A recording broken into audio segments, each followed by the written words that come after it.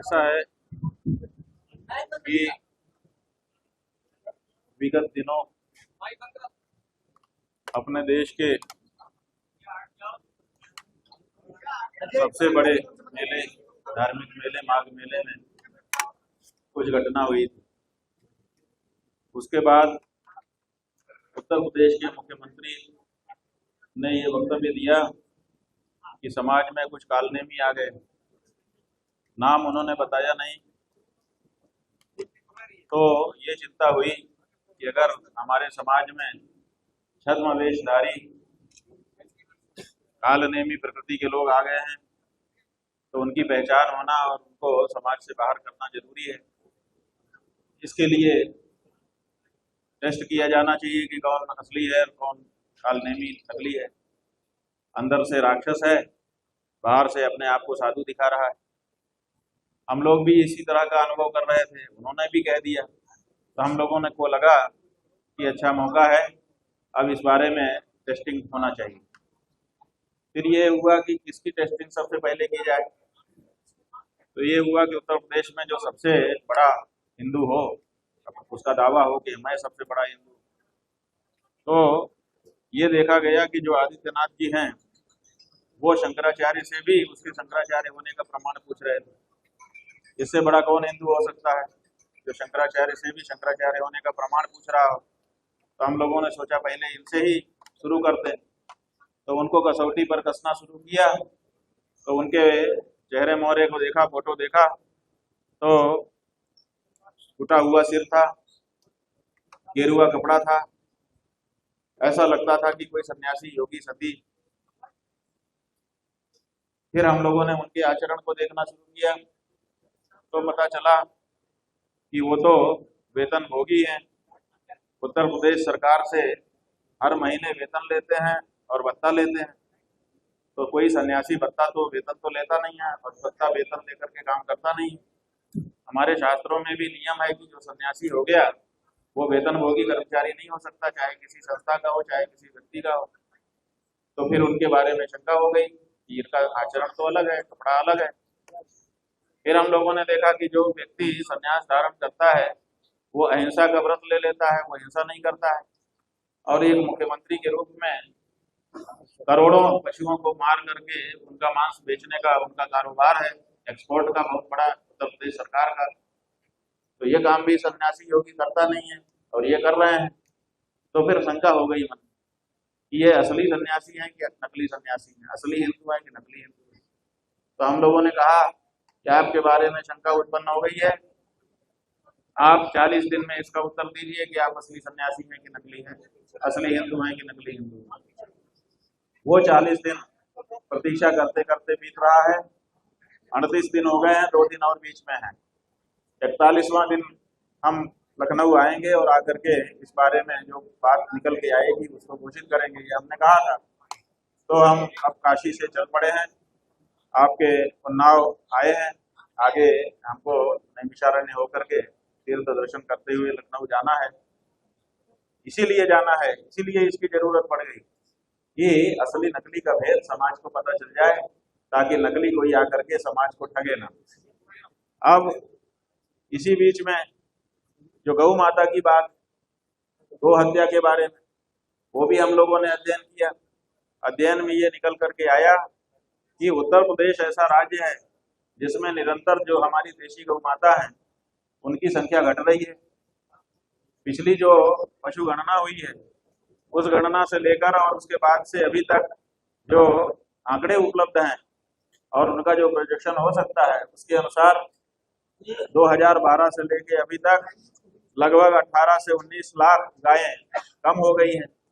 तो ये गायें कम क्यों हो रही हैं, ये बड़ा प्रश्न है। और इधर बीफ एक्सपोर्ट में बीफ का निर्यात बढ़ता ही चला जा रहा है, 60% तक बढ़ गया है।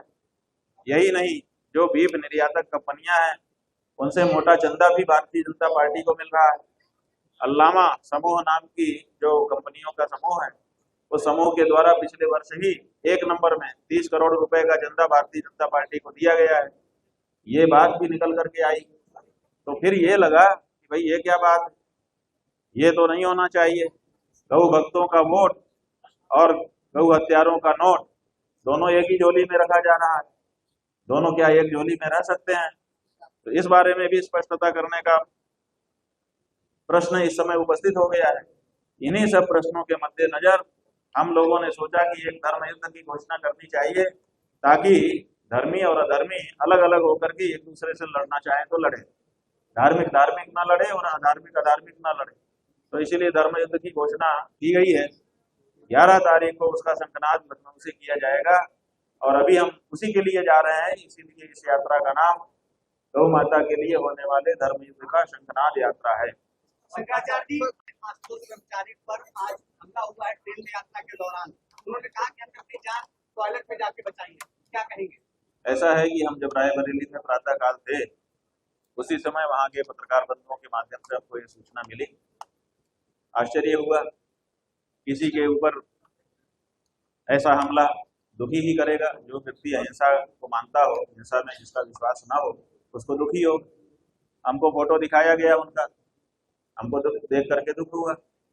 लेकिन फिर जब जो अटेंडेंट है उसका वक्तव्य देख सुनाया गया, हमको बताया गया, वो कह रहा है कि जब तक शौचालय में जा रहे थे तब तक तो ठीक थे, निकलने के बाद से कह रहे हैं कि दिक्कत हो गई।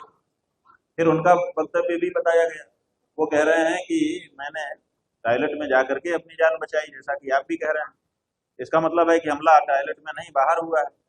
तो जब बाहर किसी ने देखा ही नहीं और रेलवे में हुआ है, रेलवे जो है केवल एक जगह से दूसरी जगह ले जाने के लिए आपसे टिकट का भाड़ा नहीं लेती है, बल्कि इस अंतराल में सुरक्षा का भी जिम्मा लेती है।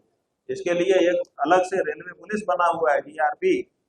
तो जीआरपी स्टेशन के ऊपर भी नजर रखती है कि कहीं कोई असामाजिक व्यक्ति तो नहीं आ गया है जो हमारे यात्रियों को खतरे में डाले। और हर ट्रेन में उनके चल दस्ते होते हैं जो घूमते रहते हैं और नजर रखे रहते हैं। सीसीटीवी का भी जमाना है, वो भी रहता है। ऐसी परिस्थिति में लोग मोबाइल रखे रहते हैं। आप देखिए, सब लोग मोबाइल निकाल के रिकॉर्ड कर रहे हैं। थोड़ी सी बात होने से तुरंत मोबाइल निकाल के लोग रिकॉर्ड करना शुरू कर देते हैं। ऐसी परिस्थिति में उनके ऊपर हमला हुआ, जानलेवा हमला हुआ जैसा कि वो कह रहे हैं। उसके बाद भी किसी ने नहीं देखा, केवल उन्होंने ही देखा, जिससे शंका उत्पन्न होती है। और उनका जो इतिहास रहा है अपराध का, वो भी बताता है कि आपराधिक इतिहास वाले जो लोग होते हैं वो अपने ऊपर स्वयं हमला करके अपने आप को विक्टिम के रूप में दिखाते हैं। तो इससे सिंपैथी गेन करना और साथ ही साथ सुरक्षा, जैसा कि उन्होंने पहले मांग भी की है थोड़े दिन पहले ही कि हमें सुरक्षा दी जाए, तो हो सकता है सुरक्षा प्राप्त करने के लिए, सिंपैथी गेन करने के लिए, अथवा ये जो शंखनाद यात्रा हमारी हो रही है इससे ध्यान भटकाने के लिए जनता का ये प्लान किया गया हो। लेकिन हमारा इसमें इतना ही कहना है कि उनको सुरक्षा देनी चाहिए, प्रदेश सरकार को उनको पूर्ण सुरक्षा, जितने में उनको संतोष उतनी सुरक्षा देनी चाहिए। और वो जो आरोप लगा रहे हैं उसका जवाब न्यायालय में उनको हम लोग दे रहे हैं। अलग से हमको उनके ऊपर हमला करके चुप कराने की जरूरत नहीं है, क्योंकि हमने कहा है कि जो झूठा आरोप होता है वो अंततः झूठा ही सिद्ध होता है। हाँ, क्या सवाल है?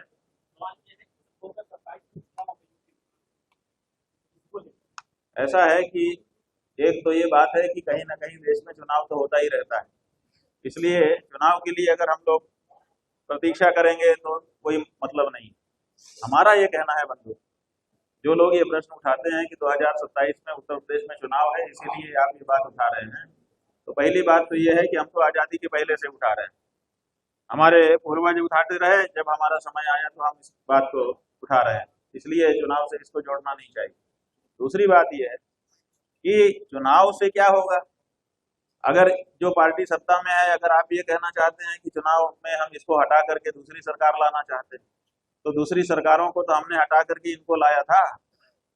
दूसरी सरकारों को तो इसीलिए हटाया था कि वो हिंदू भावना के अनुसार काम नहीं कर रही थी। तब हमने अपने आप को हिंदू हिंदू कह करके हिंदू निरूपण करने वाली पार्टी को सत्ता दी है। इस समय वो सत्ता डबल इंजन की चल रही है।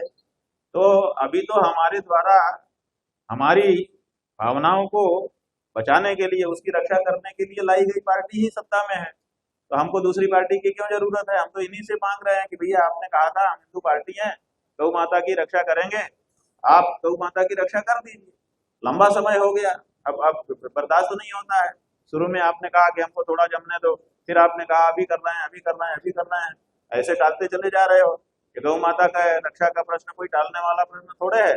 हमारे हिंदुओं के घर में जब रोटी बनती है तो हम ये थोड़े सोचते हैं कि बच्चा खा ले फिर गाय को खिला दूंगा, बूढ़ा खा ले फिर गाय को खिला दूंगा, ऐसा थोड़े सोचते हैं। पहली रोटी गाय की निकाल देते हैं, उसके बाद फिर बूढ़ा हो चाहे बच्चा हो चाहे भगवान ही क्यों ना हो, बाद में उनको परोसते हैं। उसी तरह से गाय का काम पहले नंबर पे आप लोगों को कर देना चाहिए था, आपने नहीं किया, लंबा समय लगा दिया, एक टर्म, दो टर्म, तीन टर्म। आपके ही नेता ने कहा कि तीसरी बार प्रधानमंत्री बना दीजिए, हम लोग हथियारों को उल्टा लटका के सीधा कर देंगे। अब आप तीसरी बार भी बने हुए हो, आप क्यों उल्टा लटका के सीधा नहीं कर रहे हो? तो क्या हमको वोट देते समय ही हमारा महत्व होता है? वोट देने के बाद अपनी बात पूछने का आपसे हक नहीं होता है? आप कहते हैं कि चुनाव आ गया इसलिए पूछ रहे हैं। अरे हमने आपको वोट दिया था, हमारा हक है आपसे सवाल पूछने का, हम अपने हक से पूछ रहे हैं। और आपसे, आप इस समय सत्ता में हो, आपसे पूछ रहे हैं। जिस समय जो सत्ता में आएगा, अगर उसने कोई वादा किया होगा तो उससे भी हम सवाल पूछेंगे, इसमें क्या करा दिया? पूर्व की सरकार के ऐसा है कि हमने कहा है कि वही हमारा भाई है, गौ माता जिसकी माई है। तो जो गाय को माँ कहेगा, माँ का सम्मान देगा, वो हमारा भाई होगा। हम ये नहीं देखेंगे कि वो किस पार्टी का है और किस जात का है, हम ये देखेंगे कि गाय को माँ मानता है कि नहीं। जो हमारी माँ को माँ कहता है वही हमारा भाई होता है, और जो हमारी माँ को माँ नहीं कहता है, वो कितना हमको कहे प्यारे भाइयों बहनों, हम उसके भाई बहन नहीं।